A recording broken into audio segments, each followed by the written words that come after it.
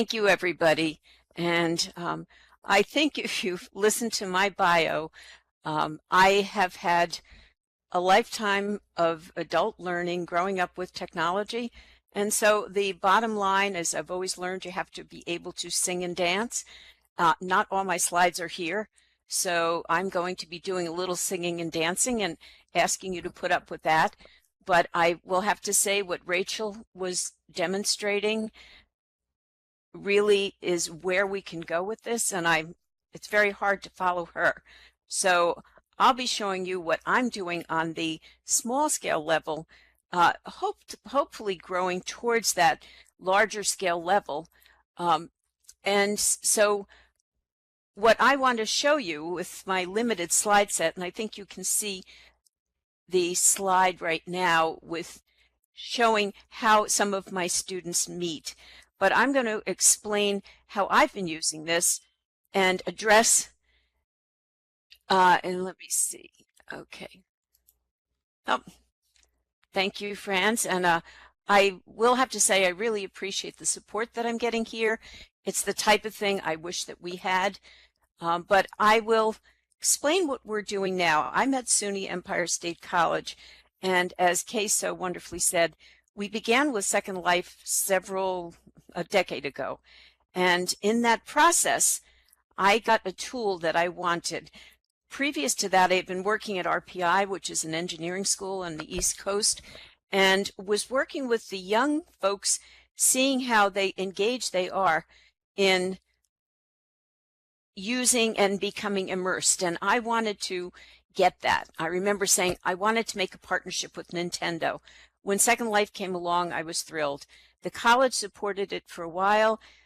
They encouraged faculty to move into it, but I will say, and I'm kind of pulling some of the questions together that Kay had given us to prompt this discussion, I'll say that there was a big barrier for a lot of faculty.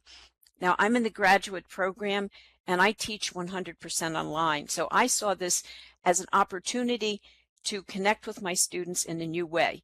But for many faculty, it was too much work.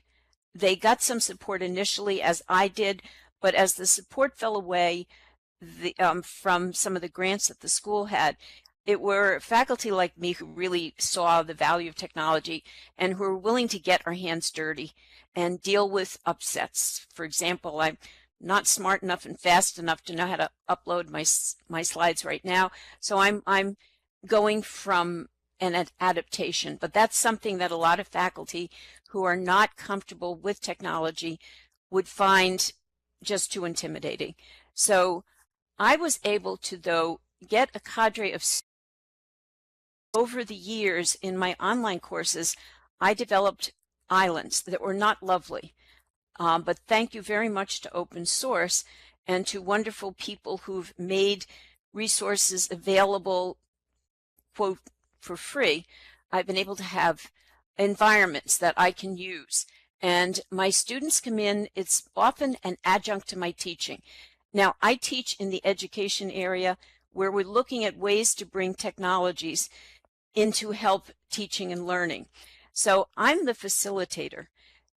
We do have now a number of students who are looking at some of the wonderful healthcare applications that Rachel was showing, and I'm seeing how that becomes a very good way to serve as prototyping.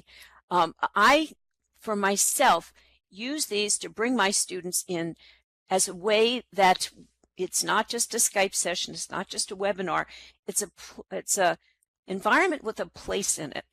And if you can see the slides that are being projected, in some of my classes where I have education students, and this little group tends to be some teachers, we have a night where everybody becomes a developer. And if you can recognize some of the materials that are in that, these are all developed and made available by artists. We get together and we play. It becomes a working environment. I want them to see that there are ways that you can collaborate across distances with some shared activities. So the one you see here is really just a startup fun activity, and students didn't have much time. I gave them several tutorials, I had some videos. they came over and just developed something. They pulled items out of their inventory. They did some very basic work, but in that process, they were able to start collaborating among themselves. And what I did here was I did action research. I was able to get an IRB to study my own classes after they were finished, and I was looking to see if I was effective in building a community. And remember, I do not see my students. Unless maybe I do a Skype session, they have never met me. We are mostly asynchronous, but 3 times a semester we got together synchronously. And what you can see here was within about a half hour, I showed them how to pull items out of their inventory, how to change the color, how to do things, and then they took pictures of themselves. And what I do is lace this back into the online course. So I tend to work with what I can get. I'm very pleased to hear how Rachel has gotten the funding to do some very exemplary work. What I do is, as an instructor, I bring the students in and we have a shared learning space. So and again, I'm in an online program. We don't have labs. I can't bring students into labs. So I'm very appreciative of the fact that I can get a sort of low barrier entrance into this type of environment. And over the years, I'd say for the past 3 or 4 years, students have been creating their own islands. I can say this, they use Kitely. Kitely allows them to have an affordable, server-based, open source island, and they develop their own work. And so I've had almost 30 students develop their own work. And let me see. Are you seeing the slide now with the horse in it? And okay, I'm trying to see. This was the work that was done in the class where we were looking at the possibility of collaboration. I did publish on that, and that's coming out very shortly. But what we've been able to do is start leveraging our limited resources. Because we are an online program, one of the things that the dean most recently did in the graduate school was put together a strategic plan. And in the strategic plan, one of our goals were to have what we call immersive residencies. And what you're seeing in the slides right now is something that we did several weeks back, the beginning of October. And I have been working with several faculty members who are innovators, who are willing to experiment. One of them created, yes, that's good. You'll have the immersive residency. One of the faculty members is quite artistic, and she has been able to assemble an island that really speaks well for the college. Now, my background, if you heard, is science and technology. I worked at IBM. I, by nature, will play with anything technical. I don't have an artistic bone in my body. So when you go to my island, which I call a warehouse, it becomes a place where students can get open source Creative Commons resources. It's functional, it suits me, but it's not the aesthetically pleasing island that I would like people to come to.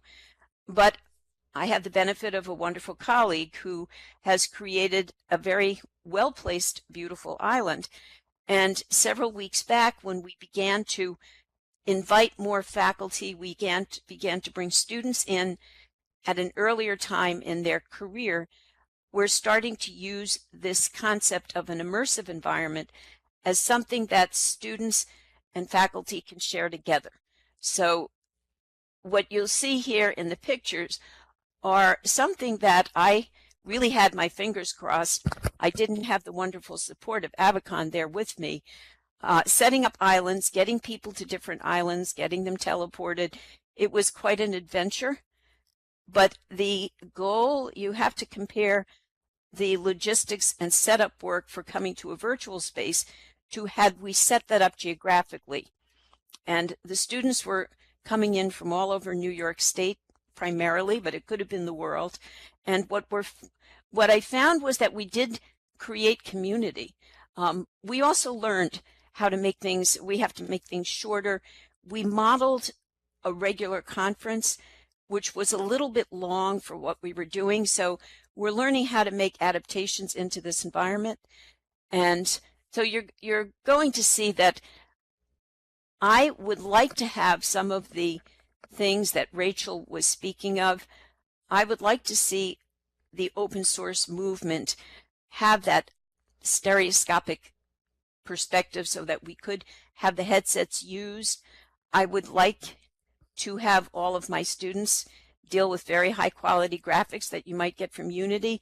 But I find that what I have with open source right now is a working platform. It's something that I've been able to use with my students to bridge geography, to develop community, and to also give them a jump start on their own islands. And so what I want to close with is, and I hope the slide's projecting well, I don't want to try to turn around to see, what we've done recently is pull together a group, and some of them are actually, I think we're going to try to get here today, for looking at some of these new paradigms. And personally for me, I want to find, I'm trying to get my head around a conceptual framework. You know, what does virtual reality bring? We know that it allows you to be immersed. You have a sense of telepresence. You have, you can build community. But now that we're moving into augmented reality too, there's this ability to have the human mind engaged in different levels. And how we now immerse ourselves back into a virtual experience, which is much more like a real experience. And as you folks know, and I can certainly attest, when you've been in these environments for some time, you forget that you're really sitting at a computer back at your home. And one of the things that resonated with me that Rachel brought in, and I think Kay mentioned it, we sort of have been competing with mobile technologies, which have harmed us to the extent that we do not have something right now, and probably never will be, a simple thing that you can just click in from your mobile phone. But we have the ability to create a very rich learning environment. In my case, most everything is focused on learning. But I think as a group, I'm hoping that this little think tank that we've started, and that maybe some of you might join us in the future, very preliminary, we really don't have our model together yet, but how are all of these new technologies allowing us to think differently about the world? You know, we can simulate emergency situations. We can train with these. We can develop communities in many different ways. We also can reach out to people that have been disenfranchised. We have a lot of elderly today, and we've got a growing population of elderly people who really can value being able to connect and get together in a space where they might not have the physical ability to travel. So I just want to say we've been using this at Empire State College over the past 10 years. I would wish I could say all faculty embrace this very willingly. Honestly, I stay below the radar to get through tenures, and I publish, which allows me to network in with other groups. But slowly but surely, I am even seeing faculty become more comfortable. We're getting younger faculty in who don't find it so challenging to come into these environments. So I think that the future is bright, and I am looking for the smart technical people to keep us going. And I'm very grateful to all of the OpenSim population for the abilities they've given me with my students. I think I'll stop there. I'm probably out of time.